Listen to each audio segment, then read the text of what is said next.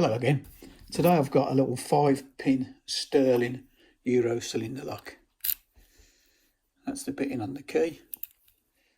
That's the keyway. I did pick it once earlier, and for a 5-pinner it actually put up a bit of a fight, to be honest. So I thought I'd have a go and do a video. So here we go. Let's see how it performs now.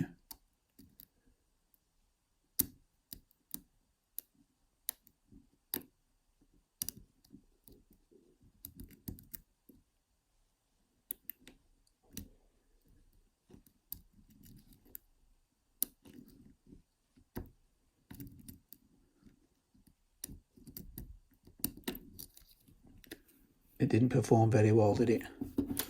Well, that shocked me. I picked it earlier and it took me about 5 minutes. I know, it's open quite quick.